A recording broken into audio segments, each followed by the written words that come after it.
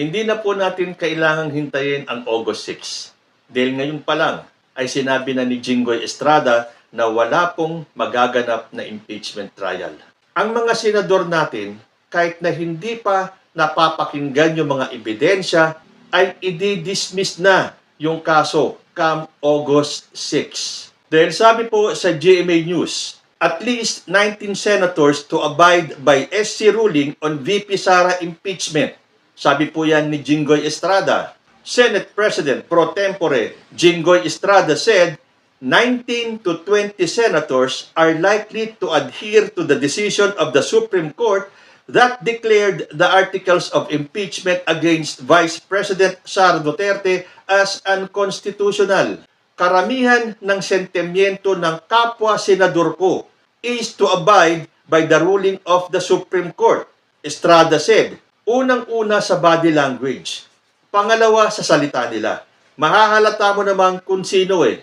Voting 1302, the Supreme Court last week declared the articles of impeachment against Duterte unconstitutional, stressing that it is barred by the one-year rule under the Constitution and that it violates her right to due process. The High Court said the Senate cannot acquire jurisdiction over the impeachment proceedings. However, the Supreme Court said it is not absolving Duterte from any of the charges against her and that any subsequent impeachment complaint may be filed starting February 6, 2026. Ayon din kay Senate President Francis Chis Escudero na sa kanyang personal na palagay, the Supreme Court decision must be followed. Otherwise, we will have a constitutional crisis and our neighboring countries and other people might view us as a banana republic where we only follow what we want. Estrada echoed this, saying that the Senate is going to flirt for a constitutional crisis if the SC ruling is not followed. He also pointed out that the decision is immediately executory even though a motion for reconsideration may still be filed. No more trial because ang sabi ng Supreme Court, ang desisyon ng Supreme Court, the Senate has no jurisdiction dahil unconstitutional ang final ng House of Representatives. We don't have any jurisdiction anymore and the Senate will not convene as the impeachment court because we don't have the jurisdiction, sabi pa ni Estrada. While he was open to hearing arguments on the matter, Estrada said his decision will not change. Hindi because I will abide with the decision of the Supreme Court. Kahit na maganda ang kanilang dahilan, ultimately, ang Supreme Court ang masusunod. Hindi naman sila. Unless pag na-file ang House ng MR at ma-reverse, we will abide with the ruling. The Senate is set to discuss the SC decision on August 6, 2025. Yan po ang sabi ni Escudero. So, wala na po talagang magiging trial dahil sinabi na ni Jinggoy Estrada, 19 to 20 na pong senador ang susunod sa Supreme Court. Tanggalin na po natin yung sinasabing equal powers ng branch of government.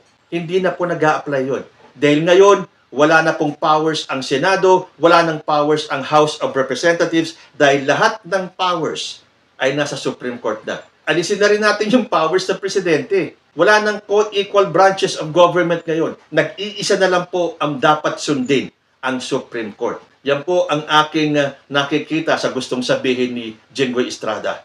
Ilan yung mga miyembro ng Supreme Court na nagdesisyon na unconstitutional yung articles of impeachment. Bilangin nyo kung ilang tao na, ilang mga abogado, ilang grupo ng mga abogado, ang mga dating mahistrado, ang mga dating Supreme Court Justice, ang mga framers of the Constitution. Bilangin nyo lahat yon. Isama nyo na kung ilan yung pumirma sa articles of impeachment. Ilan mga representatives na mga tao ang nag-file para ma-impeach si Sara Duterte. Ihambing nyo kung ilan ang miyembro ng Supreme Court. At sana kung wala tayong nakitang parang kakaiba sa desisyon ng Supreme Court, siguro kung naiba yung kanilang paliwanag, baka tanggapin pa natin. Kitang-kita naman natin Kami man na mga simpleng mamamayan, nakita namin na parang may kakaiba dito sa mga bagong regulasyon ng Supreme Court. Yung pa kaya mga matataas ang pinag-aralan, yung pa kaya mga abogado, yung mga law expert natin dyan, yung mga mismong framers ng Constitution, ang nangyari, binago ng Supreme Court ngayon ang interpretasyon ng mga sumulat o nagbalangkas ng saligang batas. Although kung 19 or 20 mga senador ang sumang-ayon dyan, meron pa naman pong natitira eh. Yung mga talagang kahit na hindi abogado yung iba sa kanila, ginagamit ang utak. Nakikinig sa taong bayan. Dahil tandaan natin, kung Supreme Court man yan, mas supreme pa rin po ang taong bayan. Isa na sa gustong ituloy ang impeachment trial ay si Senator Erwin Tulfo. Sabi niya, tuloy natin. Nais ni Senator Erwin Tulfo na ituloy ang impeachment trial ni Vice President Sara Duterte sa Senado dahil hinihintay na rin ito ng publiko. Even the spokesperson of the Vice President said, "We are ready. We will prove that the VP did not violate the Constitution," ayon sa senador. So, kung handa naman pala yung mismong akusado para patunayan na wala siyang kasalanan, bakit haharangin ng mga senador natin? O talagang sunod-sunuran na lang sila sa Supreme Court? Nakalimutan na nila na pare-pareho sila, co-equal yung kanilang powers. May kanya-kanya sila na mga kapangyarihan. Sabi naman ni Senator Bam Aquino, naniniwala ako na dapat matuloy ang impeachment trial. Yung mandato, tungkulin at kapangyarihan na nakasaad sa saligang batas ay nasa Senado at walang iba. Ibig sabihin, kahit na ang Korte Suprema hindi pwedeng mangialam sa trabaho ng Senado. And that is to try and decide. Sabi naman ni Senator Risa Hontiveros, nakakabahala na, tila nagdagdag ng napakaraming requirement ang Korte Suprema para simulan ang proseso ng impeachment. Malinaw pa rin ang saligan batas. Public office is a public trust at walang opisyal ang may karapatan sa posisyon. So ano ang ginagawa ng ating mga senador?